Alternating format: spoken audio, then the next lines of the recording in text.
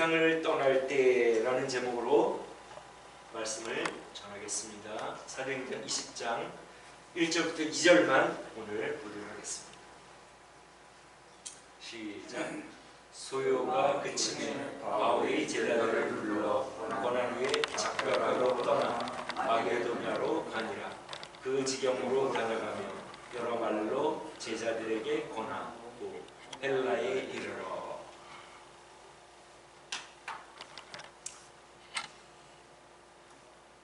오늘 바울 사도가 3년간 사역했던 에베소를 떠나는 장면을 기록하고 있습니다. 여러분, 바울 사도가 에베소에서 3년간 사역한 성과가 어떠했는지는 우리가 지난 장에서 잘 볼 수가 있었죠. 원래 그 에베소에는 아데미 신전이 있었는데 옛날 2000년 전에 한 6, 7층 정도 되는 빌딩이었으니까 그 얼마나 장관이었겠습니까? 그 신전을 보러 오는 사람들에게 신전의 모형을 만들고 또 아데미 여신상의 모형을 만들어서 그 업자들이 상당한 수익을 얻었는데 그 수익이 감소하는 그런 것을 체감하니까 이게 무슨 일인가 하고 그 원흉이 바로 바울이라는 사람이라는 것을 알고 처단하기 위하여 그 업자들이 비상총회를 열고 바울을 처단하려고 하는 것을 보아 그 바울 사도의 에베소 사역이 얼마나 성과가 있었다는 것을 우리가 잘 짐작할 수가 있습니다. 이제 그곳에 복음이 편만하게 증거가 되었기 때문에 물론 거기 있는 모든 사람, 그 터키 지역에 있던 모든 사람이 구원을 받은 것은 아니지만 적어도 복음을 듣고 그들 스스로가 결단할 수 있는 그러한 데까지 갔다는 것을 의미합니다. 그래서 자기가 더 이상 이곳에 복음을 이 지역에 전할 필요가 없다고 생각을 하고 다 전했기 때문에 이제 다른 지역, 복음이 전해지지 않는 다른 지역으로 떠나기로 작정을 하는데 예루살렘에 일단 가기로 하지만 예루살렘에 가기 전에 마게도니아와 헬라로 떠나는 것을 볼 수가 있습니다. 여러분, 마게도니아, 여러분 바울 사도가 3차 선교 여행을 했죠. 그 복잡하게 생각할 필요가 없습니다. 1차 선교 여행은 어느 지역에서 했습니까? 지금의 터키 지역에서 했습니다. 사이프레스 섬하고 키프로스 섬하고 터키 지역의 선교를 1차 선교 여행을 했고 2차 선교 여행은 어디서 했습니까? 그리스에서 했다고 생각하시면 됩니다. 그러니까 지역적으로 복잡하게 생각하지 말고 1차는 이 터키 지역과 사이프레스 지중해의 섬, 그 키프로스 섬, 그 1차 선교 여행. 2차 선교 여행은 바다를 건너서 유럽, 그리스 지역에 선교를 했습니다. 그리고 3차 선교여행은 또다시 터키 지역에 이번에는 여러 곳을 다니는 것이 아니라 에베소, 제일 큰 도시인 에베소에서 중점으로 선교를 한 것입니다. 그러니까 나라별로 보면 바울 사도는 터키하고 그리스를 선교를 한 것입니다.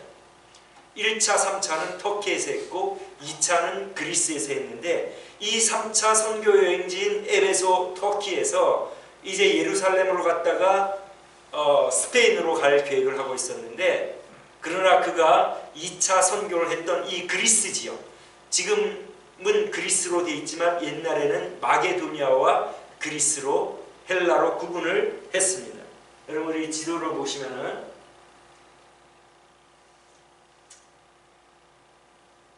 이제 여기가 1차 선교 여행지죠.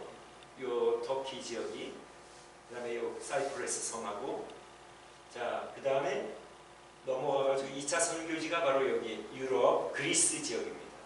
요 해변가 북쪽, 그리스의 북쪽 해변가에서 전도를 하고 아가야 지방, 즉 헬라 지방으로 내려와서 이쪽 고린도 교회에서 사역을 또한 1년 반을 했습니다.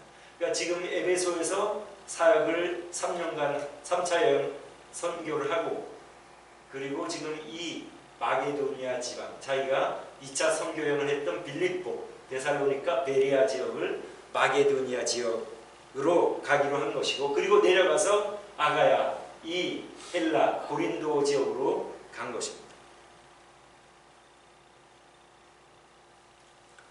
그래서 마게도니아와 헬라 지역을 거쳐서 가는 것입니다. 이렇게 바울 사도는 선교지를 찾아서 가다가 결국은 어떻게 합니까? 죽게 되지요? 세상을 떠나게 되지 않습니까? 그런 세상을 떠나면서 어떤 고백을 합니까? 떠날 기약이 가까웠다. 최후로 자기가 이 세상을 떠나기 전에 자기 아들 같은 디모데에게 편지를 하면서 이제 나는 떠날 기약이 가까웠고 부어드리는 전제, 관제와 같이 내가 부어버린 바가 돼서 이제 제사를 준비하는 그러한 상태가 되었다. 즉 나는 이미 이제 떠날 그러한 준비가 되었고 이제 하나님이 나를 부르시는 날이 가까웠음을 내가 안다. 나는 내 달려갈 길을 달려갔고 선한 싸움을 싸웠고 이제는 의로운 재판장께서 나에게 멸류관을 주실 것이다. 그렇게 고백을 했습니다. 바울 사도가 오늘 본문에서 선교지를 떠나 다른 선교지로 떠나지만 결국은 그가 선교를 마친 후에 하나님 나라로 가지 않습니까? 이 세상을 떠나지 않습니까? 저와 여러분들도 마찬가지 아니겠습니까? 우리는 선교를 하지 않기 때문에 아마 대부분이 이 지역에서 살다가 하늘나라로 떠나게 될 것입니다. 그것이 얼마나 남았는지 모릅니다. 저는 50대 초반에 급격하게 건강이 무너지는 것을 경험했습니다. 갑자기 숨이 가빠서 거의 한 8, 9년 전에 응급실에 실려간 적이 있습니다. 그리고 그 후에 하지에 힘이 빠져서 하여튼 굉장히 고통스러운, 그 말할 수 없는 그 하지에 힘이 쭉 빠지면서 굉장히 고통스러운 시간을 지냈습니다. 그것이 계속해서 빠지는 것이 아니라 어느 순간에 빠졌다가 또 한 몇 시간 후에는 그래 좀 또 견딜만 하고 그런 일들이 여러 차례 반복이 되었는데 그때 제가 이 손목에 이 정맥이라고 합니까? 그 핏줄을 보면 그 핏줄이 굉장히 얇게 지금은 이렇게 피가 원활하게 통하는지 이 핏줄이 넓게 이렇게 보이는데 그때는 아주 핏줄이 아주 좁게 보였습니다. 그러니까 아마 혈액순환에 문제가 있었는지 어쨌든 그런 하체에 힘이 빠지는 그러한 경험도 했습니다. 그러다가 나중에는 오른쪽 다리가 종아리부터 붓고 걷지를 못할 정도가 돼서 마침 그때 동부에서 내 친구가 자기 교회에 좀 말씀을 전해달라 그래서 그 부흥회 초청을 받았는데 그때 제가 목발을 짚고 가야 될 정도로 다리가 붓고 아팠습니다. 그것도 한동안 갔었습니다. 이렇게 이제 50대 초반에 몸이 무너지고 건강이 안 좋아졌는데 그때에 비하면 지금은 좀 좋아진 편입니다. 그러나 이런 경험을 제가 했기 때문에 우리의 몸이 점점 쇠해지고 내가 이제 적극적으로 활동할 수 없는 그러한 기간이 얼마 남지 않았겠구나 하는 그런 생각을 하게 됩니다. 아마 여러분들도 이제 어느 정도 시간이 지나서 건강이 무너지는 그런 경험을 하고 계시는 분들도 계실 것이고 또 하나님의 은혜로 그래도 지금까지 큰 건강 이슈 없이 잘 살아오신 분들도 계실 것입니다. 그러나 분명히 우리가 알 수 있는 사실은 우리의 몸이 무너지고 또 이 세상을 떠나게 될 날이 가까워오고 있다는 것은 아무도 부인할 수 없습니다. 우리가 이 세상을 떠날 때, 내가 이 세상을 떠날 때 나는 과연 어떠한 말을 하면서 이 세상을 떠나게 될까? 이 바울 사도와 같이 이러한 고백을 하면서 떠나면 좋겠는데, 지금까지 저의 삶과 사역을 볼 때에 이렇게 자신 있게 얘기할 수 없다고 생각이 듭니다. 하나님께서 아직까지 부르시지 않았기 때문에 기회는 조금 더 있는데, 이 남은 기간을 내가 어떻게 보내느냐에 따라 내가 이러한 고백을 할지 또 할 수 없을지 결정이 되리라 생각합니다. 여러분들은 어떠십니까? 여러분들의 남은 생애가 얼마나 남았다고 생각이 드시고, 내가 하나님이 부르실 때에 나는 어떠한 마음으로 이 세상을 떠날까? 여러분 어떻게 생각하십니까? 저와 여러분 우리 모두가 우리에게 이 기회를 주신 것, 우리가 이전 것은 돌이킬 수가 없습니다. 이전에 우리가 주님을 위하여 열심히 살았으면 감사한 일이고, 또 나에게 주신 기회들을 많이 허비했다면 그것은 우리가 돌이킬 수 없으므로, 지금 우리에게 주신 이 시간들을 우리가 잘 보내므로 우리가 이 세상에서 떠날 때, 하나님이 부르실 때에 그래도 우리 주님을 볼 그러한 면목이 있는 그러한 삶을 사는 저와 여러분 되시기를 주님의 이름으로 축원합니다. 그럼 어떻게 그러한 삶을 우리가 살 수 있겠습니까? 우리 그리스도인들의 삶의 목표, 우리가 직업은 다르고 하는 일들은 달라도 항상 우리 마음속에 간직하고 우리가 사명으로 알고 간직하고 해야 될 일이 무엇입니까? 그것은 바로 우리 예수님께서 부탁하신 말씀입니다. 예수님께서 제자들에게 뭐라고 말씀하셨습니까? 그러므로 너희는 가서 모든 족속으로 제자를 삼아 아버지와 아들과 성령의 이름으로 세례를 주고 내가 분부한 모든 것을 가르쳐 지키게 하라. 제자를 삼으라는 말이 무엇입니까? 예수님을 믿게 하라는 말입니다. 신약 성경에서 제자라고 하는 말은 예수님을 진심으로 믿는 사람들에 대하여 일컫는 말입니다. 제자의 수가 더하더라. 예수님을 믿은 사람들의 수가 더했다는 말입니다. 그런데 여기 흥미로운 것은 예수님이 제자들에게 이 말을 하실 때, 12제자들에게 이 말씀하실 때에 12제자들이 모든 족속, 이 세상에 많은 민족들이 있지 않습니까? 예를 들어 우리 코리아, 한국 민족이 있지 않았습니까?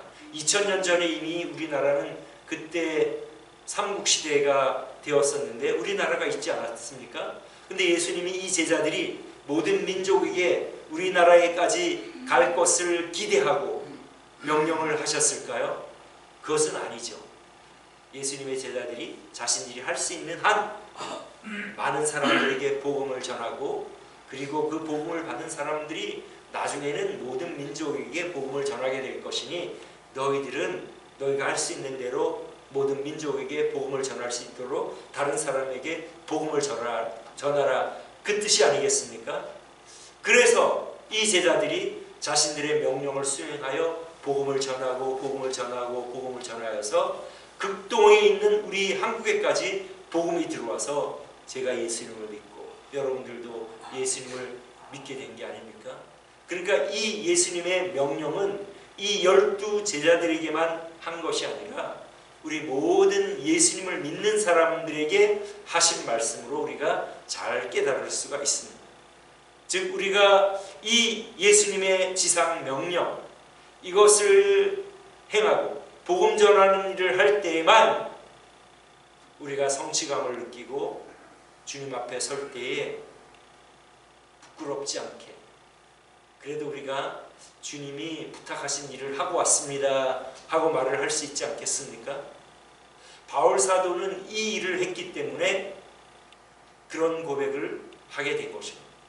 내가 달려갈 길을 다 달려고 선한 싸움을 싸우고 믿음을 지켰으니 의로운 재판장께서 나에게 멸관을 예비하실 것이고 나뿐 아니라 주님을 믿는 너희들에게도 그럴 것이다. 그렇게 모든 사람들에게 그렇게 해줄 것이다. 그 말씀을 한 것입니다. 왜냐하면 이 영원히 남는 것은 하나님의 말씀과 우리 인간의 영혼입니다. 우리가 돈을 짊어지고 갈 수 있겠습니까? 우리가 이 세상에서 어떤 명예나 권력이나 어떤 것을 성취했다 해도 그것이 하늘나라에 어떠한 영향이 있겠습니까? 그걸 가지고 우리가 하늘나라에 자랑할 수 있겠습니까? 하늘나라는 금으로 다 깔려 있는데 여기서 우리가 얼마나 잘 살았어도 그런 것이 소용이 있겠습니까? 그래서 우리가 할 수 있는, 우리가 주님 앞에서 자랑할 수 있는 일은 이렇게 영혼을 구원하는 주님의 명령을 받드는 일. 바울 사도가 그 일을 했기 때문에 그는 죽으면서 그러한 고백을 할 수가 있었습니다. 저와 여러분, 이 일을 함으로 우리가 주님 앞에 설 때에 참으로 그래도 면목이 있는 그러한 여러분들의 삶이 되시기를 축원합니다. 그런데 우리가 복음을 전하려면 내가 이 복음을 믿음으로 어떤 유익이 있고, 야 너도 나처럼 좀 이 세상에서 살아야 되지 않겠느냐 하는 그러한 그 어떤 강력한 열망이 있어야 되지 않겠습니까? 내 삶이 예수님을 믿어도 예수님을 안 믿는 사람하고 똑같다면 내가 예수님을 그 사람에게 전할 이유가 없지 않습니까? 똑같이 절망하고 똑같이 슬프고 똑같이 괴롭고 똑같이 절망적이고 내 삶이 아무런 기쁨이 없고 소망이 없고 이 세상 사는 것이 우울하고 외롭다면 우리가 다른 사람들에게 예수님을 전할 그런 명분이 없지 않겠습니까? 제가 예수님을 전하는 명분은 예수님을 믿고 구원을 받고 하나님의 자녀가 된 이후로는 마음에 평안함이 있습니다. 환경에 관계없이 가난하나 부하나 건강하나 병드나 그런 것과 상관없이 예수님을 믿음으로 하나님의 자녀가 되어 살아갈 때에 마음 깊은 곳에서 오는 평안과 만족과 자족 이런 것이 있기 때문에 이 세상 사람들은 어떻습니까? 환경에 따라 경제적으로 좋으면 기분이 좋았다가 경제적으로 어려우면 낙심되다가 건강하면 뭐 그냥 괜찮게 지내다가 이제 질병이 오고 죽음이 앞에 있다는 것을 깨닫게 될 때 절망하면서 그리고 또 자기 인생을 자기 혼자 책임을 져야 되기 때문에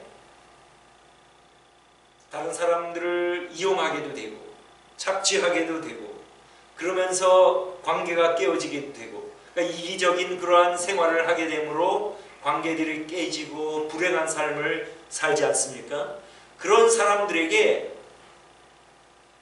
나는 천국 소망과 영생 그것을 생각하면 이 환경을 뛰어넘을 수 있고 이 세상에서 환경과 관계없이 하나님의 자녀 되어 하나님께서 주시는 평안과 기쁨 가운데 나에게 허락하신 사람들과 좋은 관계를 맺는 가운데 내 삶이 복되고 기쁘고 만족하니 너의 생활을 보니 너의 환경에 따라서 웃고 울고 소망이 없고 절망적이고 아무런 이 세상을 떠나면 어떠한 희망도 소망도 없으니 그런 사람들에게 너가 예수님을 믿어야 한다는 그러한 그 우리가 전해야 될 그 복음과 제목이 있지 않습니까? 그리고 내가 그렇게 살면서 다른 사람이 그렇게 살지 않는 것을 볼 때에 그들에게 내가 믿는 이 하나님, 내가 믿고 구원받고 하나님의 자녀가 되어 이 깊은 만족과 평안을 누리며 살아가는 이 삶을 믿지 않는 사람들에게 전해야 될 그런 이유가 있게 됩니다.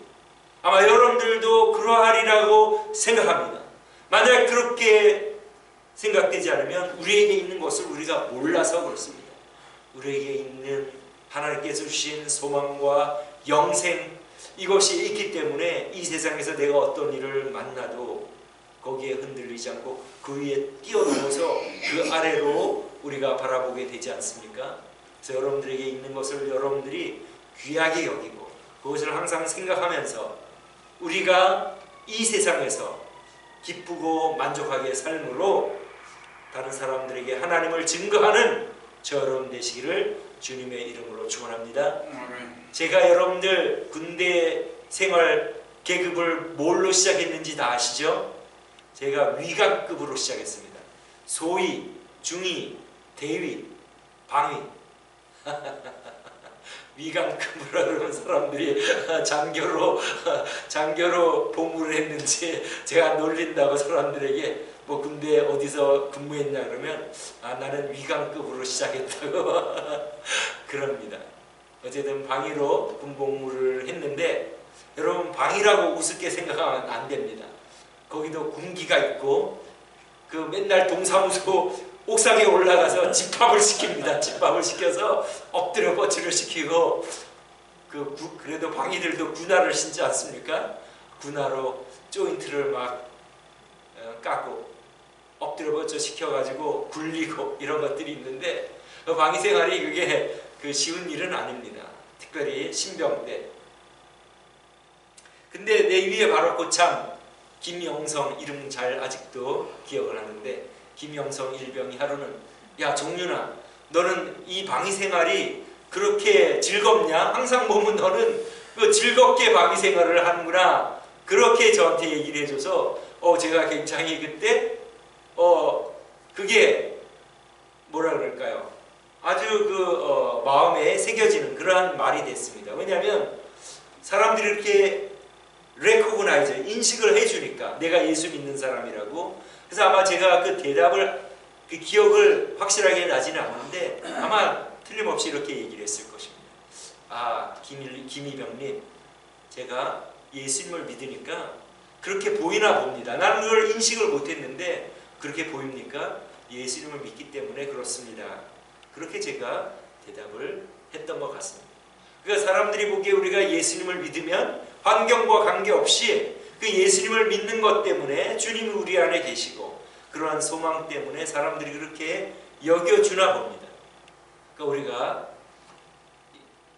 신앙생활을 하면서 실제 생활에서 우리가 세상이 주는 그러한 환경이 주는 것이 아니라 하나님의 자녀로 구원받고 영생을 얻고 이 세상을 떠나면 지금도 하나님과 동행하면서 하나님의 말씀을 순종하고 지킴으로 다른 사람을 섬기고 사랑하고 좋은 관계를 통하여 생활이 즐겁고 많은 사람들의 생활의 즐거움이 권력과 명예나 어떤 성적인 쾌락이나 이런 것에서 생활의 즐거움과 기쁨과 만족이 오는 것으로 생각하지만 하나님께서는 우리에게 관계를 통하여 사람들과 좋은 관계를 통하여 거기에서 오는 그 기쁨과 만족 가운데 살도록 우리를 지으셨는데 그래서 하나님이 나를 사랑하라. 나와 함께 있어야 너가 영생을 얻고 나와 관계가 있어야 너가 영생을 얻으니 나를 사랑하고 그 다음 이웃을 사랑하라. 다른 사람하고 좋은 관계에 있을 때에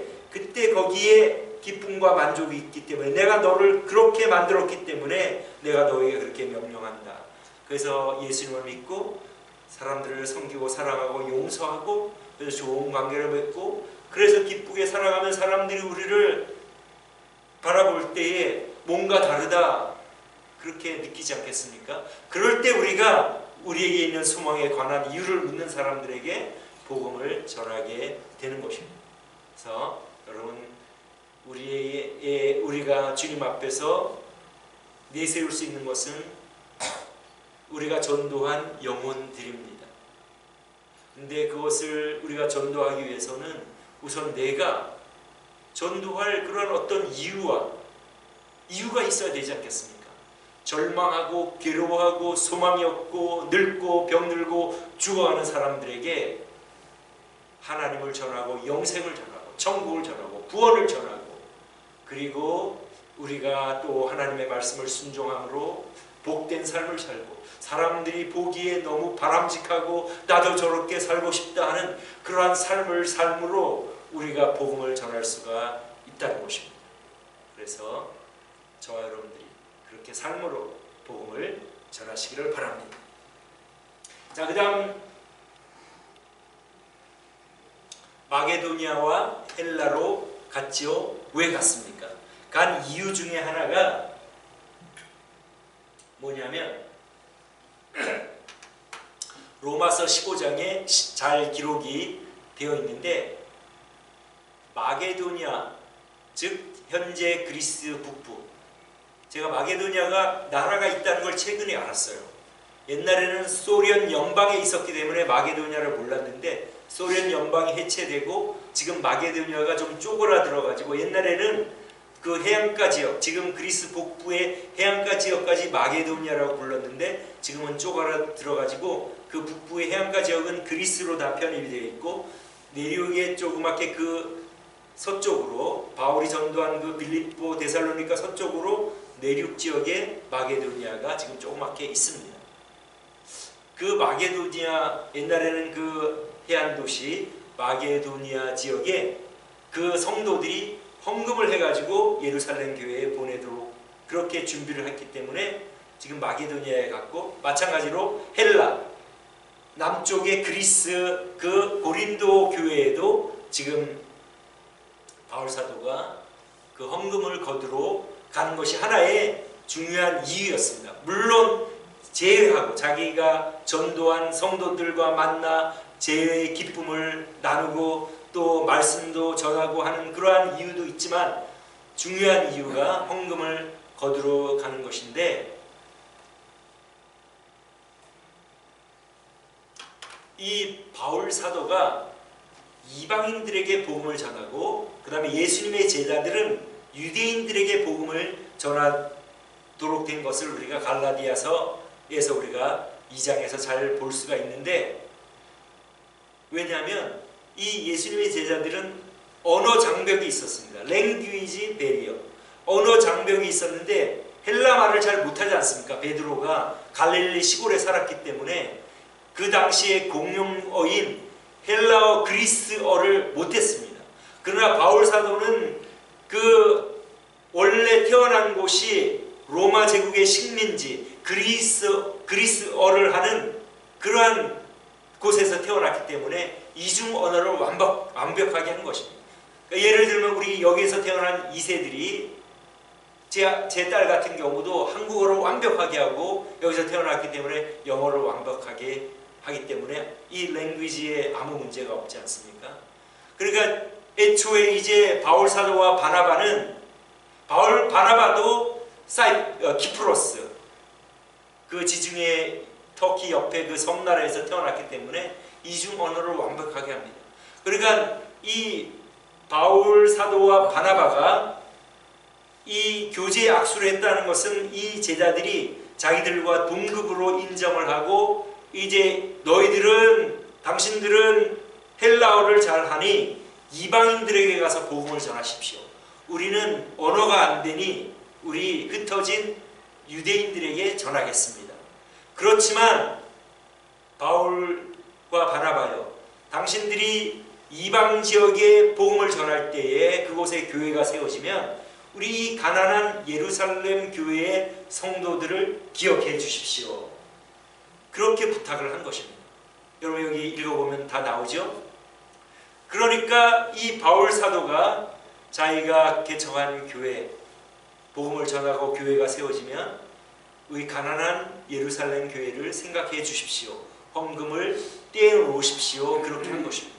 우리가 예루살렘 생각하면 성경의 중심 도시이기 때문에 굉장한 도시일 거라고 생각되지만 영적으로, 성경적으로는 중심 도시지만 전 세계적으로 경제적으로 볼 때는 그 가난한 이스라엘 나라의 내륙 지역에 있는 그 수도입니다. 그러니까 해안가에 있어야 이게 무역이 서행하고 교류가 활발할 텐데 내륙 지역에 있으니까 누가 찾아오지도 않고 유대인들만 순례자들이 찾아오는 그러한 그 변방 지역이 아닙니까? 그러니까 이 로마 제국의 도시들하고 비교하면 얼마나 차이가 나겠습니까? 옛날 우리가 폐허가 된 우리 한국과 미국과 정도의 그런 차이가 났을 것입니다.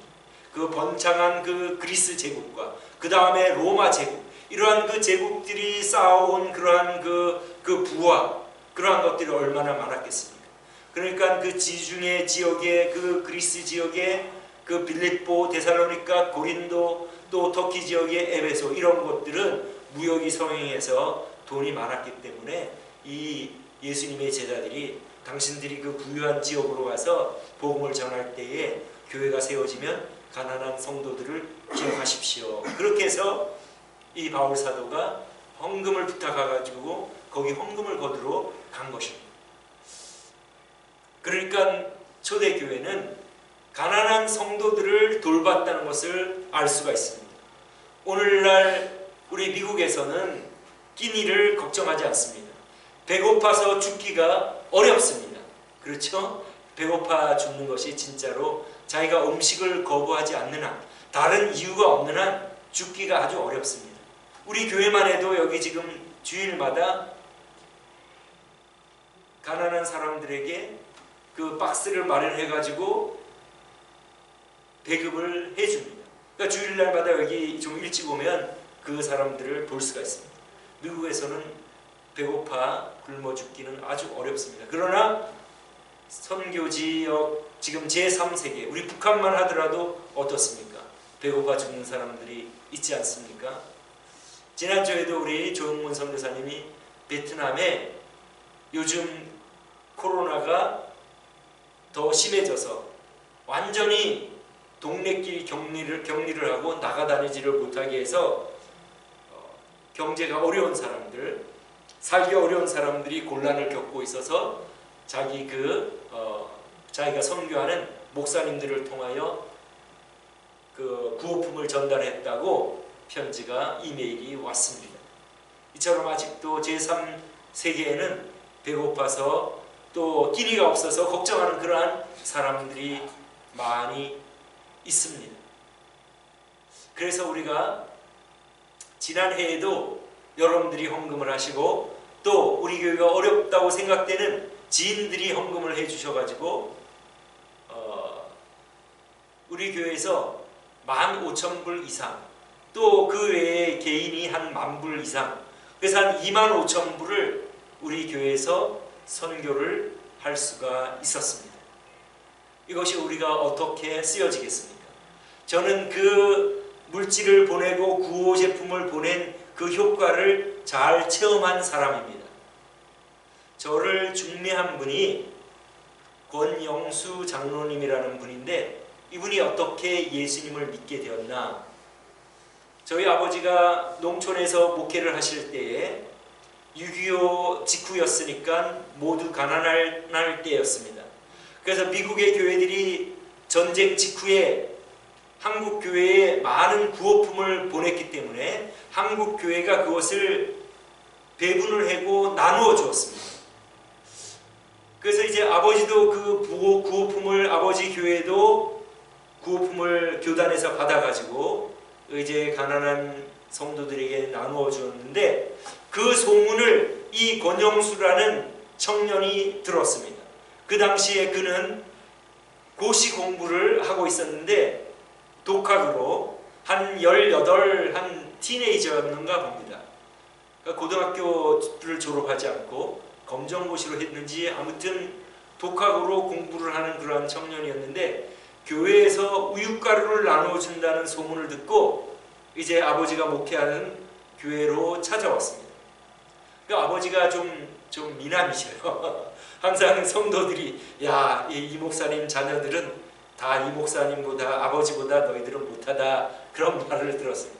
여러분도 우리 어머니도 보셨죠? 그래서 이 청년이 볼 때, 우리 이제 도예지에 살았으셨으니까 어머니나 아버지는, 이 농촌 청년이 보니까 이 천사 같은 사람들이, 이 멋있는 사람들이 와서 그 하나님 말씀을 전하고 나눠주고 이런 걸 하니까 좀 마음에 뭔가 호기심도 있고 감명을 받았나 봅니다. 그래서 그 청년이 교회에 출석을 하게 되고 신앙생활을 잘 하기 때문에 아버지가 아버지 어머니가 제가 그 등에 업혀서 그 삼천포의 어떤 장로님의 딸에게 중매를 하러 그 청년을 데려가서 그것이 성사되어서 장로님의 딸과 이제 결혼을 하게 되고, 이분은 젊을 때에 머리가 명석한 분입니다. 고시에 합격을 해가지고 성적이 우수했는데 어디로 갈 거냐 하고 우선권을 줬는데 자기는 가장 청렴한 곳, 이런 그 부정과 불이 그런 것이 없는 곳으로 좀 가야 되겠다 해서 채신부를 택했다고 합니다. 그 채신부에서 이분은 나중에 야간 대학을 다녔지만 외국에 나가본 적도 없는데 극동방송에서 하는 영어를 통하여 영어를 공부를 했다고 합니다.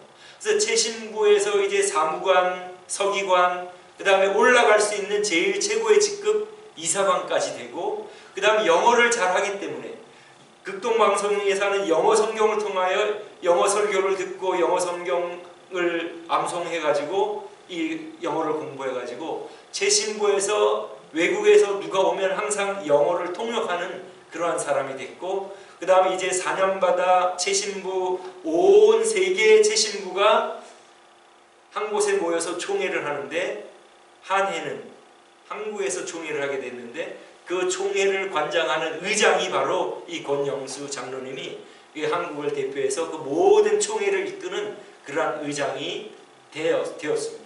그 총회를 이끌면서 그 어떤 분이 거기에 참여한 어떤 분인지 갑자기 작고를 하셨다는 소식을 듣고 즉석에서 자기가 이어온 찬송가 가사를 낭독을 하면서 애도를 표하고, 그랬더니 끝나고 나서 의장님 그거 찬송가 가사 아닙니까 하면서 인사를 하는 그런 에피소드도 있었는데, 아무튼 굉장한 일을 하고 그리스도인으로서 그런 판공비가 나왔을 때 그 자기의 부하 직원들과 나누고 절대 자기가 다 차지하지 않고 그리스도의 향기를 품으면서 많은 영향력을 행사하고 그로 인하여 많은 사람들이 예수님을 믿게 되는, 그리고 아내가 그 교회를 다녔고 그 교회 장로님인데 그 장로님이 자기 청년부에 와서 말씀을 전할 때 청년들이 감동을 받고 이 장로님처럼 살아야 되겠다고 그러한 결심을 하게 되는 그러한 그 영향을 끼친 그러한 장로님이었습니다. 그러니까 결국 이 미국에서 보낸 이 우유 가루가 그 배고픈 청년이 그 자기가 공부를 하면서 영양이 부족해서 영양을 보충하기 위하여 우유가루를 타러 갔다가 교회에서 저희 아버지 어머니를 만나고 복음을 듣고 예수님을 믿고 믿음의 가정을 이루고 또 많은 자기 부하 직원들에게 예수님을 전하는 그러한 일을 하게 된 것입니다. 그러니까 우리가 헌금을 하고 그것을 우리 제3세계 선교하는 분들에게 보낼 때에 그러한 효과가 나타나게 되는 것입니다.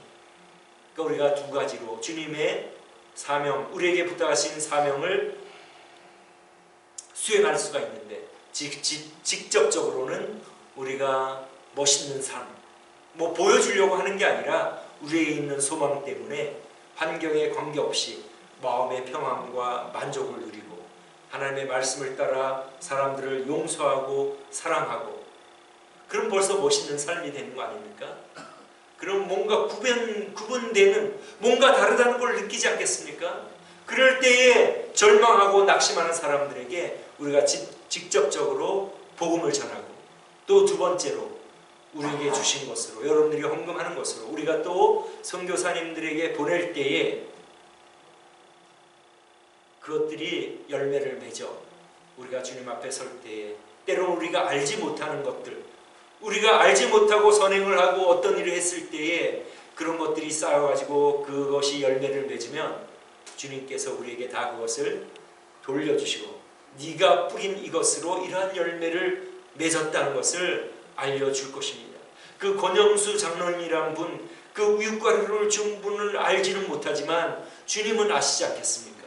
너가 헌금을 하여 그 방산 고성군 방산면에 있는 그 권영수가 그것을 받고 예수님을 믿고 이렇게 기여를 했으니 이게 네 상이다 하고 그렇게 그 미국 성도에게 예수님께서 레코그나이즈 해주지 않겠습니까? 우리가 직접적으로 전도하고 또 우리에게 주신 것으로 봉사하여 우리 하나님 앞에 설 때에 착하고 충성된 종으로 면목이 있는 그러한 삶을 살다가 주님 앞에 서는 저 여러분 되시기를 주님의 이름으로 축원합니다. 기도하겠습니다.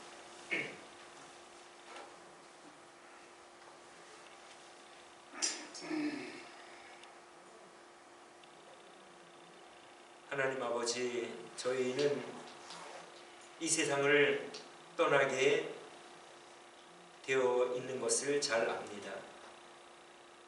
떠날 때 바울 사도와 같이 선한 싸움을 싸우고 달려갈 길을 달려가고 믿음을 지켰으니 주님께서 의의 면류관을 예비해 주실 것이라는 고백을 하면서 참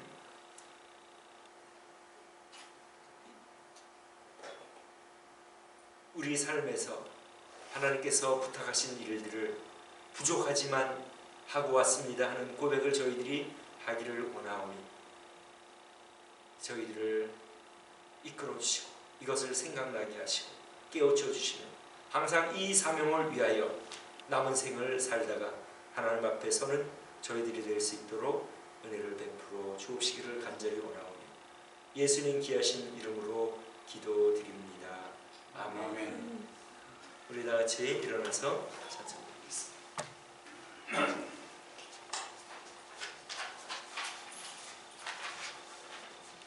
기쁜 소리 들리니 예수 구원하신다. 만민에게 전하라. 예수 구원하신다. 주님 명령하시니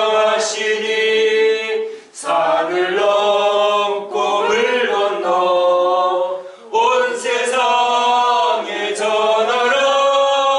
예수 구원하신다. 받아들아 외쳐라. 예수 구원하신다.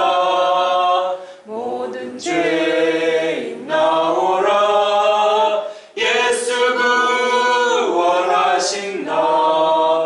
모든 성아 일어나 메아리 울려라. 복음 중에 복음은 예수 구원하신다. 환난 중에 하는 말 예수 구원하신다. 다시 살아나시어 예수 구원하신다. 지은 죄를 인하여 슬픈 마음이 있어도 숨질 때에 내 할 말 예수 구원하신다. 바람들아 외쳐라. 예수 구원하신다. 기뻐하라 나라들 예수 구원하신다. 구원하는 소리를 산과 들에 전하라. 우리들의 승정과 예수 구원하신다.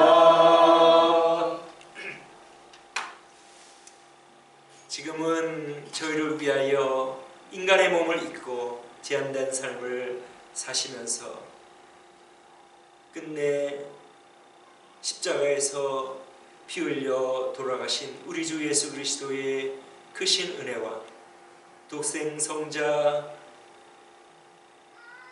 예수님을 저희를 위하여 내어주신 아버지 하나님의 크신 사랑과 믿는 자에게 임하시는 성령님의 교통하심이 남은 시간이 얼마인지 모르지만 주님께서 우리에게 부탁하신 분부하신 명령을 받들어 복음 전하는 사명을 감당하다가 주님 앞에 서기를 갈망하는 소원하는 주의 백성들을 위해 지금부터 영원토록 함께 하시기를 예수 그리스도 이름으로 축원하옵나이다. 아멘. 아멘. 우리 하나님께 감사합니다.